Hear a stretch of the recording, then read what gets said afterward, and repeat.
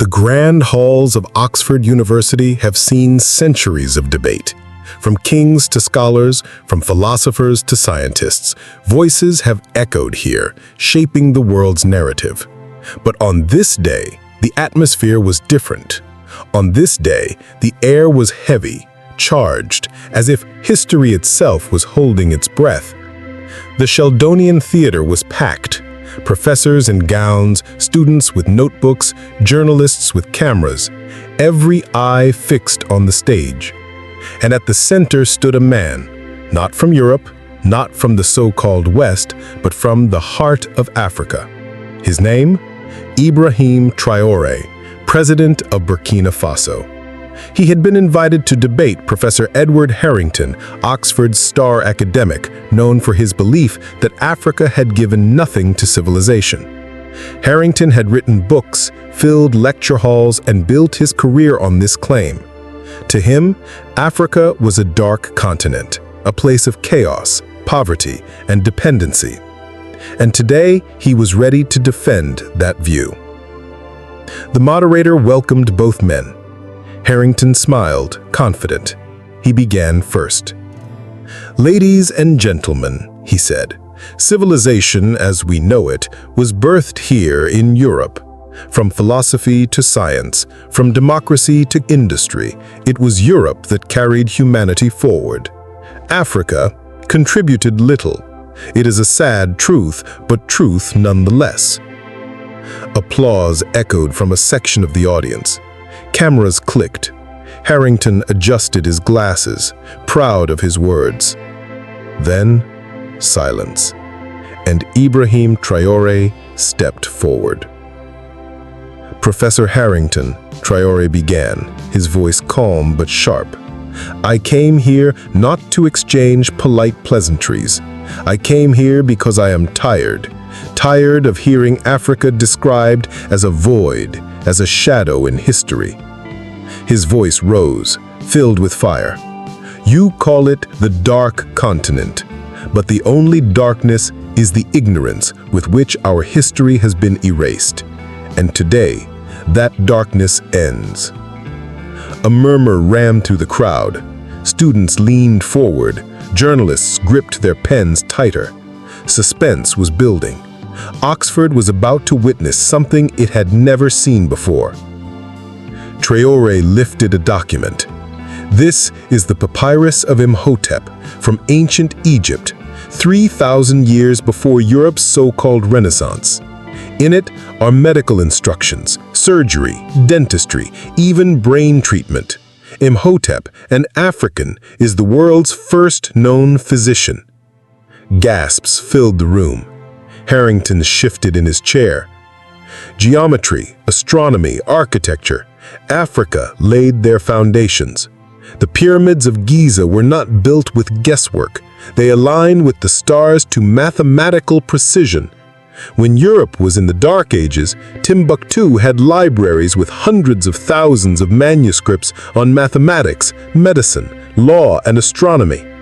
While Oxford had barely begun, Sankoy University in Mali was already producing scholars who debated astronomy and law at levels Europe would not reach for centuries.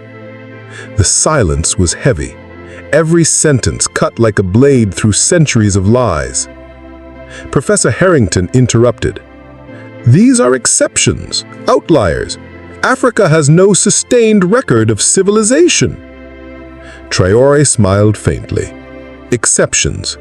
Tell me then, Professor, how do you explain Carthage, a power so great that Rome trembled before it?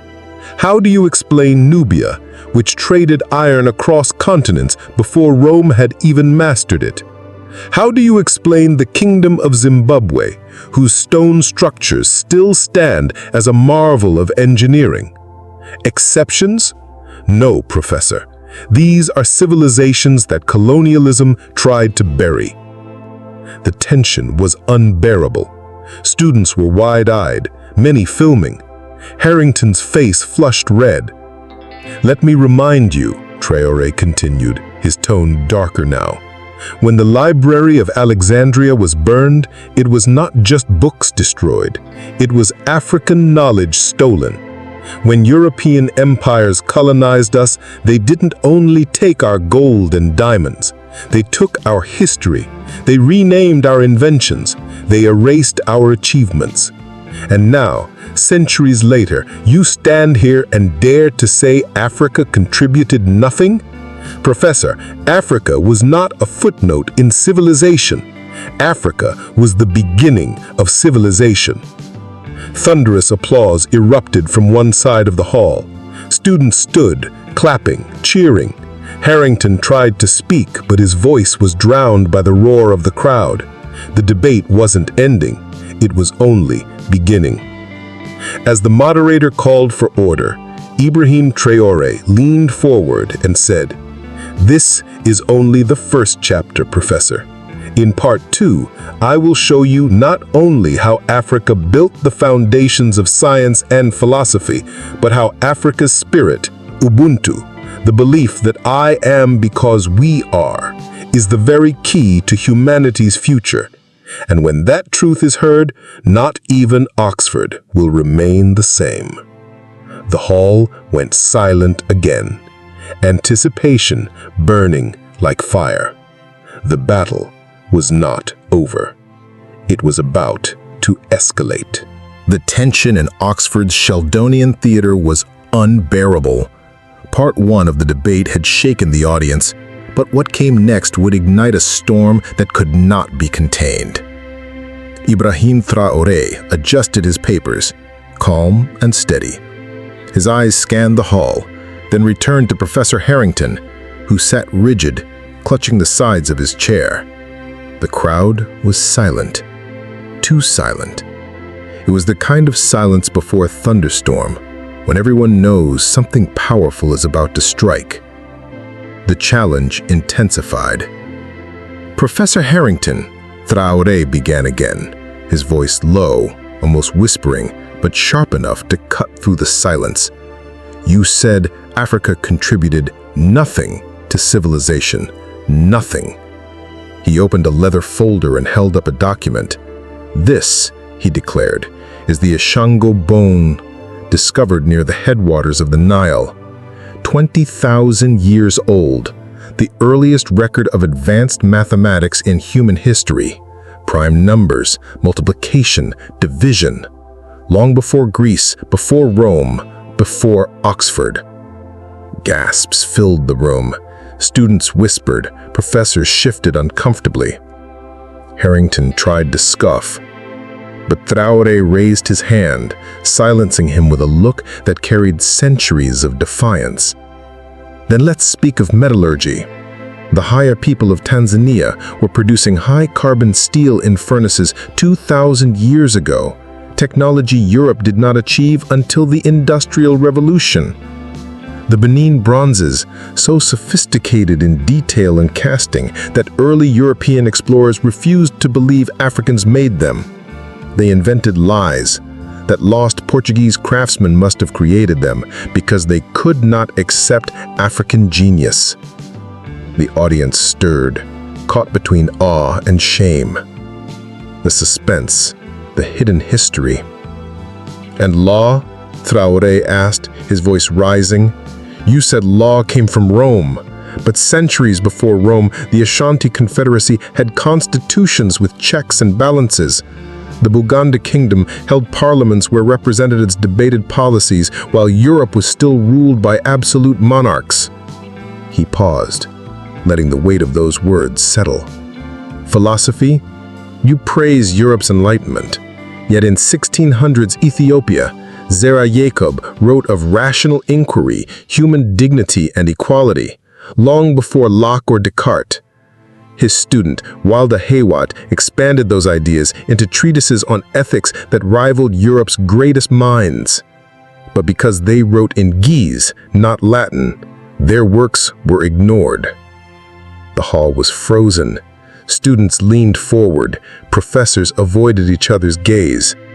Harrington's face turned pale. The emotional peak, the truth revealed. Traore's voice grew heavier, more emotional now. The tragedy, Professor, is not that Africa contributed nothing.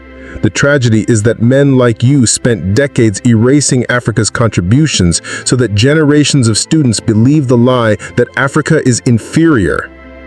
He pulled out one final document. This is a letter from Cecil Rhodes, the same Rhodes who funded scholarships here at Oxford. In it, he wrote clearly, African history must be suppressed to justify colonization. Do you understand, Professor?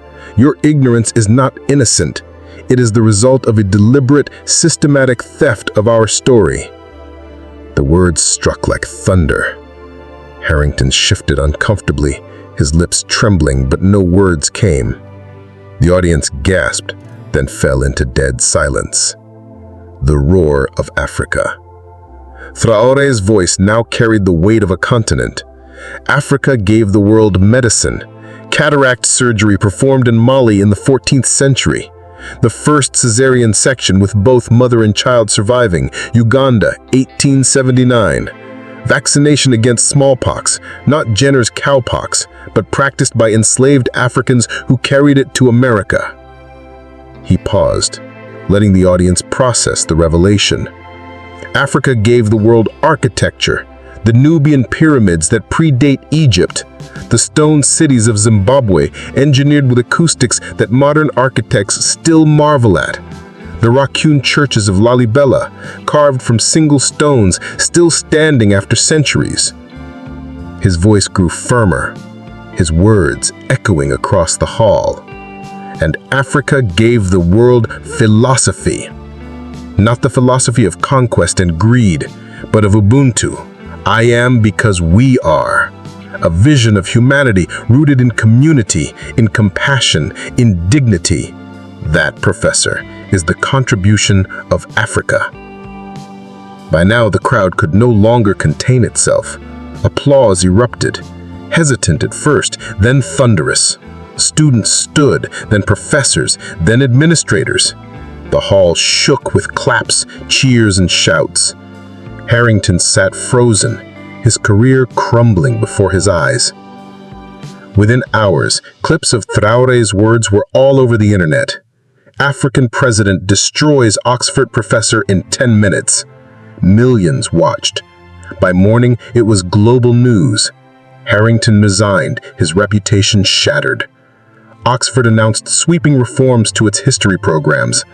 And soon, across Britain and beyond, students signed up for African studies in record numbers. Scholars traveled to Timbuktu, to Mali, to Ethiopia, unearthing manuscripts and traditions ignored for centuries. A year later, Oxford unveiled a statue, not of Traore, who humbly declined, but of Ahmed Baba of Timbuktu, the 16th century scholar who owned more books than most European libraries. Its inscription read, "Knowledge has no color, wisdom has no continent, truth belongs to all humanity." In interviews later, Traore reflected, "I did not speak that day to humiliate a professor. I spoke for every African child who has told their people gave nothing to the world. I spoke for every ancestor whose genius was stolen, renamed, erased." The real tragedy is not Harrington's words. It is that for 47 years they were accepted as truth. That is why I had to speak, not with anger, but with truth. And so, the Oxford silence became the Oxford awakening, a turning point where one man's courage forced the world to remember what history tried to forget. That civilization is not the property of Europe. That humanity is not the story of one race. That Africa is not just a part of human civilization. Africa is where human civilization began.